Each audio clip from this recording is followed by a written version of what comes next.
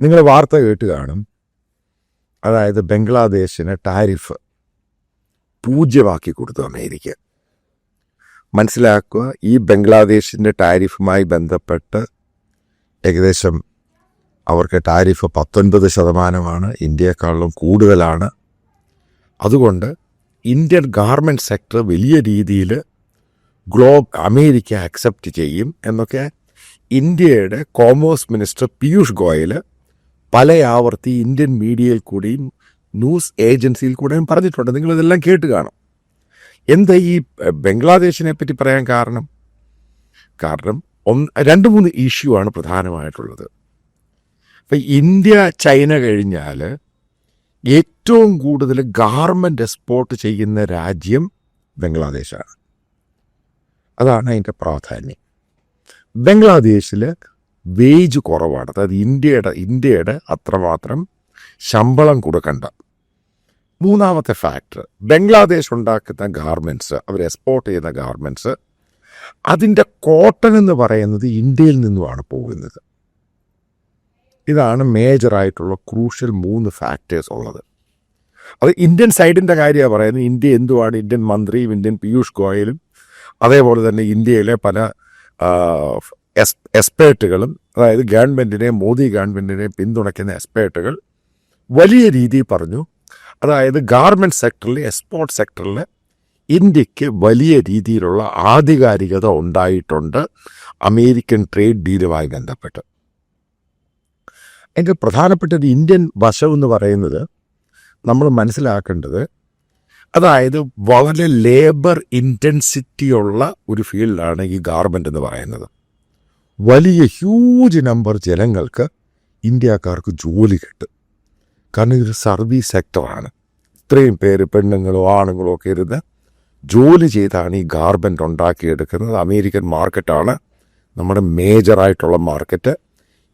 ഈ പറയുന്ന സാബു ജേക്കബ് പറയുന്ന, അയാൾ ഈ 2 ദിവസം പറഞ്ഞ് വെഡിത്തരമൊന്നുമല്ല യാഥാർത്ഥ്യം. അതായത് രാഷ്ട്രീയത്തിന് വേണ്ടി പറഞ്ഞാൽ let it be leave with that.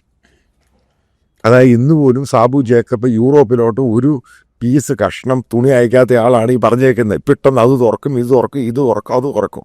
അതല്ല സംഭവം. അമേരിക്കയാണ് ഇന്ത്യയുടെ ഗാർമെൻറ്റ് എക്സ്പോർട്ടിൻ്റെ മേജറായിട്ടുള്ള മാർക്കറ്റ്.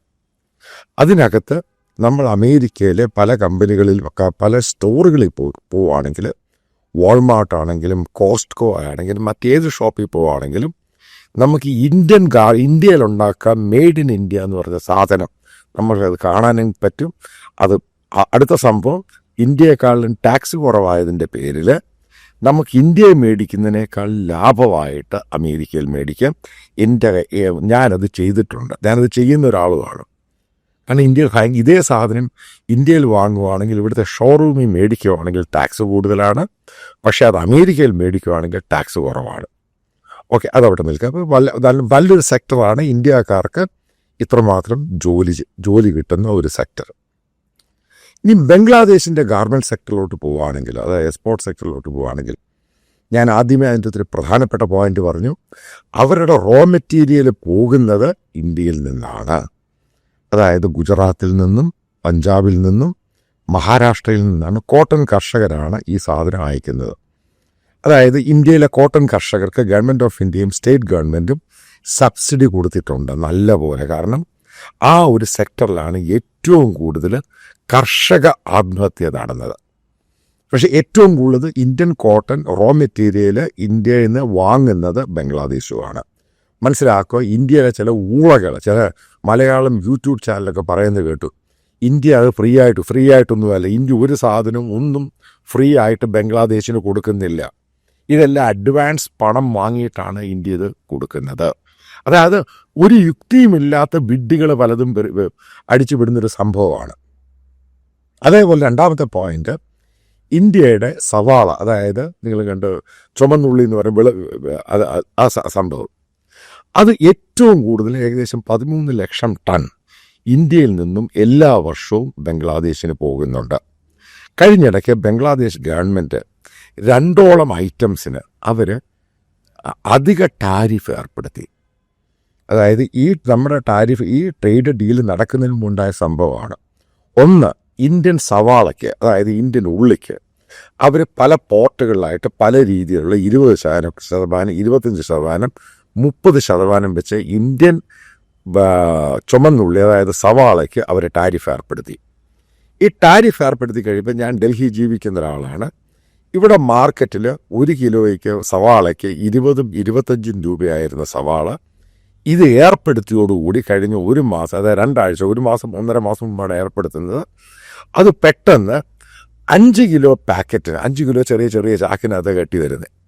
5 കിലോ വരും, 10 കിലോ വരും. അത് പിന്നെ 1 കിലോ രീതിയിൽ വിൽക്കുന്നതല്ല, കാരണം ഇത് ഭയങ്കരമായിട്ട് വില കുറച്ചു.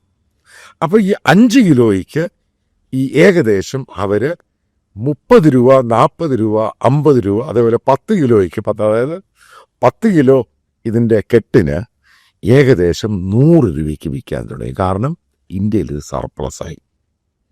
അപ്പോൾ നിങ്ങൾ മനസ്സിലാക്കണം, അത് ഉൽപ്പാദിപ്പിക്കുന്ന കർഷകനപ്പോൾ എത്ര കിട്ടുന്നത്? 1 രൂപയ്ക്ക് താഴെ കിട്ടുന്നത്.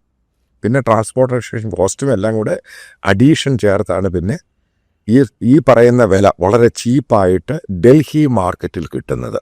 എന്താണ് നാസിക് സവാളയുടെ കാര്യം? കാരണം അതാണ് ഇന്ത്യയിലെ ഈ പറയുന്ന ഉള്ളിയുടെ ഏറ്റവും വലിയ മാർക്കറ്റ്. അതുകൊണ്ടാണ് നാസിക്കിൻ്റെ, കാരണം അവിടുത്തെ ഉള്ളിയാണ് ഡിമാൻഡുള്ളത്. അതുകൊണ്ടാണ് അതിൻ്റെ കാര്യം പറഞ്ഞത്.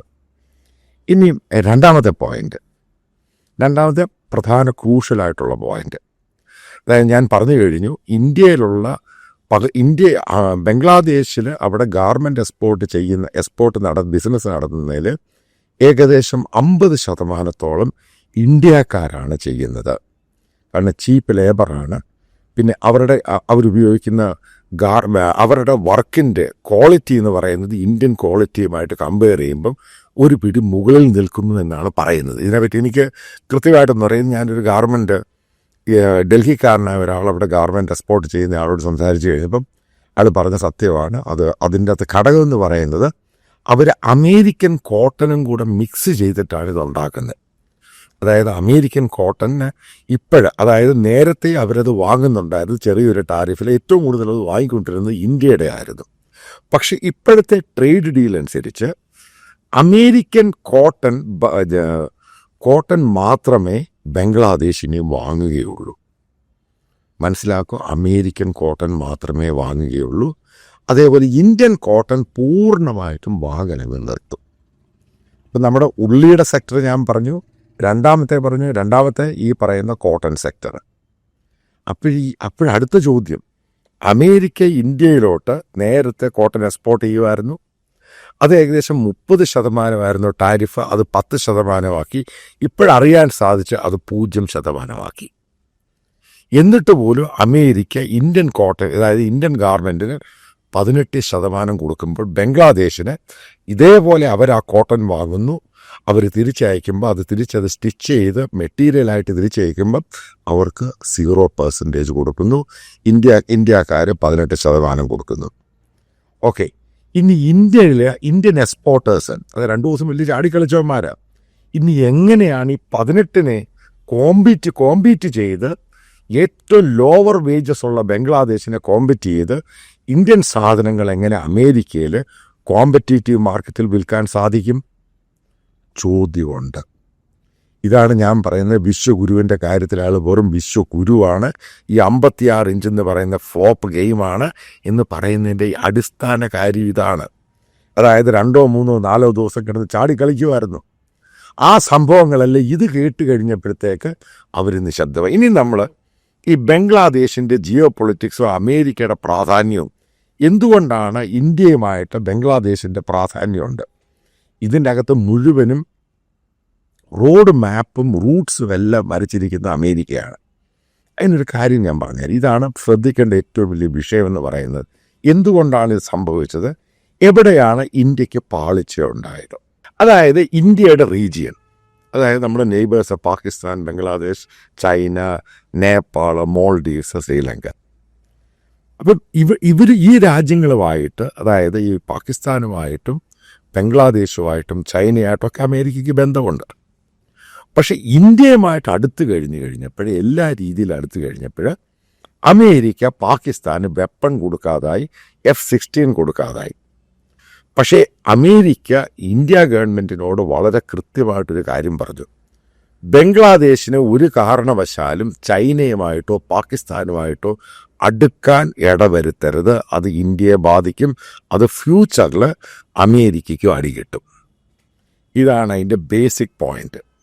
ഇതിൻ്റെ ഭാഗമായിട്ട് ഇന്ത്യൻ അഡ്മിനിസ്ട്രേഷൻ ബംഗ്ലാദേശിന് വേണ്ട സഹായങ്ങൾ ചെയ്തു കൊടുത്തു. ഇതേ സഹായങ്ങൾ ശ്രീലങ്കയിൽ ഇഷ്യൂ ഉണ്ടായിക്കഴിഞ്ഞപ്പോൾ അതേപോലെ സഹായങ്ങൾ ചെയ്തു കൊടുത്തു. മോൾഡീസി പ്രശ്നം ഉണ്ടായപ്പോൾ അതേപോലെ സഹായം ചെയ്യുക. അതിനകത്ത് അമേരിക്കൻ ഡിപ്ലോമാറ്റിക് ഇൻസ്ട്രക്ഷനായിരുന്നു, ഇന്ത്യ ഇവരെ സഹായിച്ചില്ലെങ്കിൽ ഈ രാജ്യങ്ങൾ ചൈനയുടെ കൂടെ അടുക്കും. ഈ രാജ്യങ്ങൾ ഇസ്ലാമിക രാജ്യങ്ങളാണ്. ഇവർ ഇന്ത്യയുടെ കൂടെ നിർത്തണമെന്നുള്ളത് ഇന്ത്യക്കാണ് ഏറ്റവും കൂടുതൽ ആവശ്യമെന്നുള്ളത് അമേരിക്കൻ ഡിപ്ലോമാറ്റ്സ് ഇന്ത്യയോട് പറഞ്ഞു കൊടുത്തു. അല്ലെങ്കിൽ ഫ്യൂച്ചറിൽ ഈ രാജ്യങ്ങൾ ചൈനയുടെ കൂടെ ചേർന്ന് അമേരിക്കയ്ക്ക് പാര വെക്കാൻ സാധ്യതയുണ്ട്. അതുകൊണ്ട് ഇന്ത്യയുമായിട്ട് ഇവരെ അടുപ്പിച്ച് നിൽക്കണം. അതിന് അങ്ങോട്ടും ഇങ്ങോട്ടും കുറച്ച് വിട്ടുവീഴ്ച ചെയ്തു വേണം. ഇതിൻ്റെ ഭാഗമൊക്കെ ആയിട്ട് തന്നെയാണ് നേരത്തെ മുതൽ അതിനുശേഷം മോദി അഡ്മിനിസ്ട്രേഷനും ഷെയ്ഖ് ഹസീന അവിടുത്തെ പ്രധാനമന്ത്രിയായിട്ടിരുന്ന സമയത്തും അവിടെയുള്ള ബംഗ്ലാദേശികളെ പല ആൾക്ക് ഇന്ത്യ ഗവൺമെൻറ് അറിഞ്ഞുകൊണ്ട് തന്നെ ഇല്ലീഗലായിട്ട് ഇന്ത്യയിൽ കൊടുക്കാൻ ഇന്ത്യയിൽ ജോലിക്ക് വന്നു. ഇത് അറിഞ്ഞുകൊണ്ട് ചെയ്തതാണ്. അല്ലെങ്കിൽ ഇവർ നാളെ അവിടെ ജോലിയില്ലെങ്കിൽ പിന്നെ അടുത്ത മറ്റുള്ള ഇഷ്യൂലോട്ട് അതങ്ങ് പോവും. ബംഗ്ലാദേശ് ഗവൺമെൻറ് നമ്മൾക്കെതിരായിട്ട് വരും. കാരണം ഇത്രമാത്രം തന്നെ അവിടെ ജോലിയൊന്നുമില്ല. ആ എക്കോണമി വളരെ പുവറാണ്. അതേപോലെ തന്നെ ഗവൺമെൻറ് ഓഫ് ഇന്ത്യ ഡിസൈഡ് ചെയ്തിട്ടാണ് ആസാമിൽ നിന്നും ക്രൂഡ് ഓയിൽ സബ്സിഡൈസ്ഡ് റേറ്റിന്, ഫ്രീ അല്ല, ഇത് ബംഗ്ലാദേശിൻ്റെ അവിടെയുള്ള ആസാമുമായിട്ട് കിടക്കുന്ന നോർത്ത് ഈസ്റ്റുമായിട്ട് കിടക്കുന്ന പല ജില്ലയിലും ഇന്ത്യ പമ്പ് ചെയ്ത് കൊടുക്കുന്നത്. പണം വാങ്ങിയിട്ട് തന്നെയാണ് കൊടുക്കുന്നത്. ഇപ്പം ഇതിൻ്റെ അടിസ്ഥാനത്തിൽ തന്നെയാണ് ബംഗ്ലാദേശിന് ഇലക്ട്രിസിറ്റി ഷോർട്ടേജ് ഉണ്ടായ സമയത്ത് അഡാനിയോട് പറയുന്നു അവിടെ ഇലക്ട്രിസിറ്റി കൊടുക്കുക, അതിൻ്റെ ഇത്ര ശതമാനം ഇന്ത്യ ഗവൺമെൻറ് പണം കൊടുക്കും. ഇതാണ് ഡിപ്ലോമസി. കാരണം ബംഗ്ലാദേശിനെ ഇന്ത്യയുടെ കൂടെ നിർത്തുക എന്നത് അമേരിക്ക പറഞ്ഞ് മനസ്സിലാക്കി കൊടുത്തതാണ്. അത് ഇന്ത്യക്കും അറിയാം. കാരണം ബംഗ്ലാദേശ് ഇന്ത്യയുടെ കൂടെ നിന്നേ മതിയാവത്തുള്ളൂ. കാരണം അല്ലെങ്കിൽ ചൈനയുടെ കൂടെ പോകും, അല്ലെങ്കിൽ പാകിസ്ഥാൻ്റെ കൂടെ പോകും. അപ്പോൾ അതിൻ്റെ പേരിലാണ് ഈ ഷെയ്ഖ് ഹസീനയുമായിട്ടും ഇന്ത്യ ഗവൺമെൻറ് ഈ ബന്ധത്തിലോട്ട് കയറി വരുന്നത്. ഇനി അടുത്ത സ്റ്റെപ്പ്, അവിടെ പൊളിറ്റിക്കൽ ചേഞ്ചും പ്രശ്നമുണ്ടായ സമയത്ത് ഷെയ്ഖ് ഹസീന ഇന്ത്യയിലോട്ട് വരുന്നു. ഈ സമയത്ത് ഗവൺമെൻറ് ഓഫ് ഇന്ത്യ ചെയ്യേണ്ട ചില പോപ്പുലറായിട്ടുള്ള മെഷർ ഉണ്ടായിരുന്നു. മെഷർ ചെയ്ത് തീരുമാനമെടുക്കണമായിരുന്നു. പക്ഷേ ഇത് അമേരിക്ക മണത്തറിഞ്ഞു. അതായത് അവിടെ ഷെയ്ഖ് ഹസീനയ്ക്ക് വലിയ പ്രാധാന്യമില്ല, അവർ പൊളിറ്റിക്കലി ഒന്നുമില്ലാതായി. അതുകൊണ്ട് അവരെ പൂർണ്ണമായിട്ടും പഴയ പോലെ സപ്പോർട്ട് ചെയ്യാൻ അമേരിക്കൻ ഗവൺമെൻറ് തയ്യാറായില്ല. അമേരിക്കൻ ഗവൺമെൻറ് അവിടെ താൽക്കാലികമായി വന്ന ആളും പിന്നെ താരിഖ് ഖാലിദാസിയുടെ മകനെ അയാളെ സപ്പോർട്ട് ചെയ്തു. ഈ സമയത്താണ് ഇന്ത്യ ഗവൺമെൻറ്റും മോദി ഗവൺമെൻറ്റും ട്രംപ് അഡ്മിനിസ്ട്രേഷൻ തമ്മിൽ ഉടക്കുണ്ടാവുന്നത്. ശരിക്കും ഉടക്കുണ്ടായി. ഇതിനകത്താണ് ഇന്ത്യ ഗവൺമെൻറ് എല്ലാ തലത്തിലും പെട്ടുപോയത്. ഇതാണ് അതിൻ്റെ പ്രധാനപ്പെട്ട കാര്യം. എന്തുകൊണ്ടാണ് പെട്ടുപോയത്? കാരണം ഇന്ത്യ ബംഗ്ലാദേശ് ഇഷ്യൂവായി, സൈമൾട്ടേനിയസ്ലി ഇന്ത്യ അമേരിക്കൻ ഇഷ്യൂവായി. ഇതിനകത്ത് അമേരിക്കയ്ക്ക് പിടികിട്ടി ഇന്ത്യ ഒരു റിലയബിൾ പാർട്ട്ണറല്ല ഇത് ഡീൽ ചെയ്യാൻ. അതായത് ബംഗ്ലാദേശ് ഇഷ്യൂ. കാരണം ബംഗ്ലാദേശ് ഹിന്ദുസിന് വേണ്ടി ഗ്ലോബലായിട്ട് ആദ്യം സംസാരിച്ച രാജ്യവും ആദ്യം സംസാരിച്ച പ്രസിഡൻറ്റും, അതായത് പ്രസിഡൻ്റ് ആകുന്നതിന് സംസാരിച്ച ഡൊണാൾഡ് ട്രംപാണ്. അതിനുശേഷമാണ് അവിടെ ജമാഅത്തെ ഇസ്ലാമിക്കാർക്കെതിരെ അവിടെ താൽക്കാലിക യൂനിസ് ഖാൻ്റെ ഗവൺമെൻറ് അവിടെ റെയ്ഡും പരിപാടികളും കേസുകളും ഒക്കെ നടത്തിയത്. പിന്നീട് ഇന്ത്യക്കകത്തുണ്ടായ പ്രശ്നമാണ് ഈ ഹെമന്ത് ബിശ്വാ ശർമ്മ, അതേപോലെ തന്നെ സംഘപരിവാർ ഗ്യാങ്ങുകൾ ബംഗ്ലാദേശികളെ കണ്ട് അടിക്കുന്നു, ഓടിക്കുന്നു, ഇറക്കി വിടുന്നു. ഇന്ത്യൻ അഡ്മിനിസ്ട്രേഷൻ ഇതിൻ്റെ തെറ്റായ വശത്തോട്ട് പോയി. അതോടുകൂടി നമ്മളും ബംഗ്ലാദേശുമായിട്ടുള്ള ബന്ധം മോശമായി. ബംഗ്ലാദേശും പാകിസ്ഥാനുമായിട്ടുള്ള ബന്ധം നല്ല രീതിയിൽ പോകുന്നു. കാരണം എയർ കണക്ടിവിറ്റി വരുന്നു. 14 വർഷത്തിന് ശേഷം അവരാദ്യമായിട്ട് അവരുടെ എയർക്രാഫ്റ്റ് അവിടെ ലാൻഡ് ചെയ്യുന്നു. ചൈനയുമായിട്ട് ബന്ധമുണ്ടാക്കുന്നു. ചൈനീസ് എക്യുപ്മെൻറ്റ്സ് വാങ്ങാൻ നോക്കുന്നു. പാകിസ്ഥാൻ്റെ ഫൈറ്റർ എയർക്രാഫ്റ്റ് J-17 അവർ വാങ്ങാൻ നോക്കുന്നു. എവിടെ നിന്ന് എങ്ങോട്ടാണ് ഈ ചേഞ്ച് ഉണ്ടായത്? ഇത് ആരുടെയാണ് പാളിച്ച ഉണ്ടായത്? മോഡി അഡ്മിനിസ്ട്രേഷൻ. ഇതേപോലെ മനസ്സിലാക്കണം. മാൾഡീവ്സിലെ പുതിയ അധികാരി വന്നു കഴിഞ്ഞപ്പം ഇന്ത്യ ഗവൺമെൻറ് ആ സമയത്തും അമേരിക്കൻ അഡ്മിനിസ്ട്രേഷനാണ് പറയുന്നത് മോൾഡീവ്സിന് ഒരു കാരണവശാലും ചൈനയുടെ കൂടെ വിടാൻ പോകരുത്. അതേപോലെ ശ്രീലങ്കയുമായിട്ട് ഇഷ്യൂ വന്നു കഴിയുമ്പോൾ അവിടെ സാമ്പത്തിക പ്രശ്നം, അവിടെ പുതിയ ഗവൺമെൻറ് മാറിക്കഴിഞ്ഞപ്പോൾ മോദി അഡ്മിനിസ്ട്രേഷൻ ഇൻസ്ട്രക്ഷൻ വന്നു, ഒരു കാരണവശാലും ശ്രീലങ്ക ചൈനയുടെ കൂടെ പോകാൻ ഇടവരരുത്. കാരണം അമേരിക്കയുടെ താല്പര്യമാണിതൊക്കെ. അത് ഇന്ത്യ ഹാൻഡിൽ ചെയ്യണം, കാരണം ഇന്ത്യയുടെ അയൽവാസികളാണ്. ഇതാണ് ജിയോ പൊളിറ്റിക്സ് എന്ന് പറയുന്നത്. അത് ഇന്ത്യയെ കൊണ്ട് ഇത് ഹാൻഡിൽ ചെയ്യാൻ പറ്റിയില്ല. മോൾഡീവ്സ് നമ്മൾ നല്ലപോലെ ഹാൻഡിൽ ചെയ്തു, ഇന്ത്യൻ പ്രധാനമന്ത്രി അവിടെ പോയി. അതേപോലെ ശ്രീലങ്ക ഹാൻഡിൽ ചെയ്തു. പക്ഷെ ബംഗ്ലാദേശ് എന്ന് പറയുന്നത് ഫ്ലോപ്പായി പോകും. അതിൻ്റെ പേരിലാണ് അമേരിക്ക നേരിട്ട് ഇൻ്റർവീൻ ചെയ്ത്. അതേ കാരണം അവരോട് പറഞ്ഞിരിക്കുന്ന നിർദ്ദേശം ബംഗ്ലാദേശിന് വേണ്ടപ്പെട്ട അവർക്ക് ആവശ്യമുള്ള ഡിഫൻസിൻ്റെ എക്യുപ്മെൻറ്റ്സ് അമേരിക്ക ഡിസ്കൗണ്ട് പ്രൈസിൽ അവിടെ തരും. അവർ ചൈനയുടെ സാധനം വാങ്ങരുത്. ഇതാണ് ഒന്നാമത്തെ ഡിമാൻഡ്. രണ്ടാമത്തെ ഡിമാൻഡ്, ബംഗ്ലാദേശിൻ്റെ ഈ പറയുന്ന ഗാർമെൻറ്റ്സ് സംഭവങ്ങളും അമേരിക്കയിൽ 0% അവർ കൊണ്ടുപോകും, അവിടെ ജോലി ക്രിയേറ്റ് ചെയ്യും. മനസ്സിലാക്കി. ഇത് ആർക്ക് വേണ്ടിയാണ് ഗെയിം കളിക്കുന്നത്? ഈ ചൈനയും ബംഗ്ലാദേശും പാകിസ്ഥാനും കൂടി ഒരുമിച്ചിരുന്ന് കഴിഞ്ഞാൽ ഇന്ത്യയുടെ സ്ഥിതി ആലോചിച്ച് നോക്കണം. ഇതാണ് ഞാൻ പറഞ്ഞ ഷെയ്ഖ് ഹസീന വിഷയത്തിൽ ഗവൺമെൻറ് ഓഫ് ഇന്ത്യക്ക് കാര്യങ്ങൾ പ്രോപ്പറായിട്ട് ബ്രീഫ് കിട്ടി മനസ്സിലാക്കാൻ സമയമെടുത്തു. അതായത് ബംഗ്ലാദേശിൽ വലിയ രീതിയിലുള്ള ആൻറ്റി ഇന്ത്യ, അതേപോലെ ആൻറ്റി ഹിന്ദു പ്രശ്നമുണ്ടായപ്പോൾ എങ്ങനെയാണിത് ഹാൻഡിൽ ചെയ്യണ്ടേ, അവിടെയും ഗവൺമെൻറ് ഓഫ് ഇന്ത്യ പരാജയപ്പെട്ടു. അതാണ് പറയുന്നത്, അമേരിക്ക എന്ന് പറഞ്ഞാൽ അവരുടെ ജിയോ പൊളിറ്റിക്സ് കണ്ടുപിടിക്കണം. അവരാദ്യം പിന്തുണച്ചു, മനസ്സിലായ അവിടെ ആൾക്കാർ അവർക്കെതിരാണ്, പെട്ടെന്ന് പ്ലേറ്റ് അങ്ങ് മാറ്റി. ഈ ഭരിക്കുന്ന ഗവൺമെൻറ് വരാനുള്ള ഈ പറയുന്ന ടാരിഖ് അഹമ്മദിനെ അവിടുന്ന് ലണ്ടനിൽ നിന്ന് ഇങ്ങോട്ട് തിരിച്ചു കൊണ്ടുവന്ന് അവരുടെ ആളാക്കി വെച്ച് ഇലക്ഷൻ അവിടെ വരാൻ 2-3 ദിവസം ഇലക്ഷൻ നടക്കാൻ പോവുക. ഇതാണ് ഗെയിം. ഇവിടെ അൾട്ടിമേറ്റ്ലി ആർക്കാണ് നഷ്ടപ്പെട്ടത്? ഇന്ത്യക്ക്. ഇതാണ് ഞാൻ പറയുന്നത്, ഇന്ത്യ ഗവൺമെൻറ്റിൻ്റെ പല പോളിസികളും പാളി പോവുകയാണ്. ഈ ബംഗ്ലാദേശിൻ്റെ ഇഷ്യൂ ഇന്ത്യക്ക് സെറ്റിൽ ചെയ്യാമായിരുന്നു. ഇതാണ് അമേരിക്ക ഇന്ത്യക്ക് കൊടുത്തിരിക്കുന്ന റോള്. നേരത്തെ ട്രംപ് അഡ്മിനിസ്ട്രേഷൻ ഇതേപോലെ റോള് ഇന്ത്യയെ ഏൽപ്പിക്കാൻ അവർ തയ്യാറായിരുന്നു. മിഡിൽ ഈസ്റ്റ് രാജ്യങ്ങളിലും അമേരിക്കയുടെ നാറ്റോ പോലെ പലയിടത്തും അവർക്ക് സെക്യൂരിറ്റി ആയിട്ട് ഇന്ത്യൻ പട്ടാളത്തെ അയക്കാൻ അവിടെ അതിലോട്ട് ആദ്യം. പക്ഷേ ഉണ്ടായത് നേരെ തിരിഞ്ഞായി. കാരണം ട്രംപും മോദിയുമായിട്ടുള്ള അടി, അതിൻ്റെ പേരിൽ എന്തോ ഉണ്ടായി. പാകിസ്ഥാനും സൗദി അറേബ്യയും അവർ തമ്മിൽ അവരങ്ങ് യോജിച്ചു. അതിനകത്ത് ഇപ്പോൾ ടർക്കി വരുന്നു, പിന്നെ ഒമാൻ വരുന്നു, മറ്റുള്ള അറബ് ഇസ്ലാമിക രാജ്യങ്ങൾ. ഇന്ത്യയാണത് ബേസിക്കലി വെച്ചിരുന്നത്. കാരണം അവിടെ ഒരു മുസ്ലിം രാജ്യം അതിൻ്റെ അകത്ത് കയറി പ്രശ്നമുണ്ടാക്കുന്ന ഇന്ത്യ പോലൊരു ന്യൂട്രൽ രാജ്യം ഈ രാജ്യത്തിൻ്റെ സെക്യൂരിറ്റി കൺസേണുമായിട്ട് വരുമ്പോൾ ഈ രാജ്യങ്ങളെല്ലാം ഇന്ത്യക്ക് പണം പേ ചെയ്യും. അതുപോലെ ഇന്ത്യൻ പട്ടാളക്കാർക്ക് ഒരു വെൽ എക്സ്പീരിയൻസ്ഡ് ആയിട്ട് പോയി. ഇതൊക്കെ ഞാൻ വളരെ ഇൻറ്റേർണലി അറിഞ്ഞ കാര്യമാണ്. ഇവിടെയാണ് ഞാൻ ഫൈനലി വരുന്ന ഈ ടോപ്പിക്കിലോട്ടാണ്.